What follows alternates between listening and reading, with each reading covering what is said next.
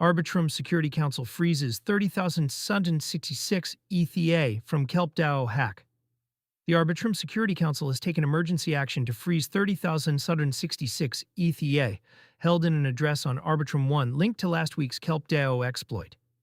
At ETH's current price of 23.13 as of April 24, 2026, the frozen pile is worth roughly $71.1 million. The disclosure came via Wu blockchain on X around 3:51 UTC.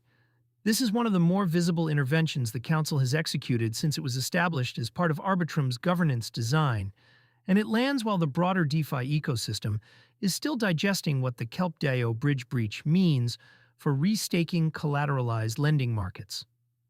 What the Council actually did, Arbitrum Security Council, is a 12-member multi-sig with the authority to push emergency upgrades to the Arbitrum One and Arbitrum Nova chains without going through the standard 30-day governance vote. 9 of 12 members must sign for an emergency action to clear. The freeze on the KelpDAO linked address means the wallet can no longer move the ETH on Arbitrum One until further governance steps are taken. The Council is intentionally hard to use. It exists for cases where waiting weeks for a normal proposal would let attackers cash out, and most of its activity to date has been routine technical patches rather than freezing user funds. A freeze of this size on funds tied to an active investigation is the sharper end of what the Council was designed for. How the ETH got there. The 30,766 ETH originates from the KelpDAO bridge exploit covered earlier this week, in which roughly $292 million was drained from a Layer 0 bridge contract used to route RES-ETH between chains. Portions of the stolen funds were pushed across networks. The Arbitrum One slice is what the Council just locked down. KelpDAO has been one of the louder restaking ecosystems built around EigenLayer, and RSETH was a meaningful collateral asset on Aave's V3 and V4 deployments before Aave froze the relevant markets. Aave itself fell roughly 22% as whales rotated out, and on-chain TVL dropped by about $6 billion in the days after the breach. The Council action does not recover the funds for users. It only prevents this specific tranche from being moved on Arbitrum One. Bridging routes, mixers, and off-ramp paths on other chains remain a separate problem. But for the portion that ended up on Arbitrum, the attacker now has to wait for the Council to either approve a return path or coordinate with law enforcement.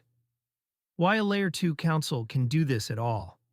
Most Ethereum users assume that once a wallet has assets, no party can stop them from being moved. That assumption holds on Ethereum mainnet. It does not hold the same way on rollups during their training wheels phase. Arbitrum One is governed by a smart contract system whose upgrade keys sit with the Security Council during emergencies and the DAO during normal operation. A freeze is implemented by upgrading the relevant contracts so that the targeted address cannot transfer. It is, in effect, a temporary censorship action approved by a supermajority of a known group of signers. That trade-off is on the box.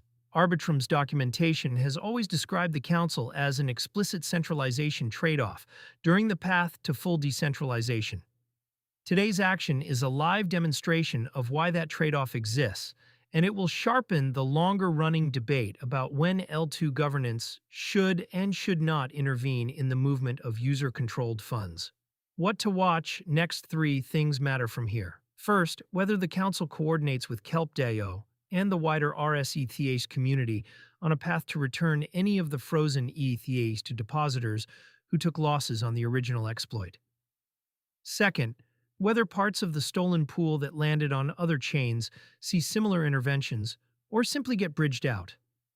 Third, whether this freeze becomes a template that other rollups copy for their own emergency response playbooks or stays a one-off response to a particularly clean on-chain trail.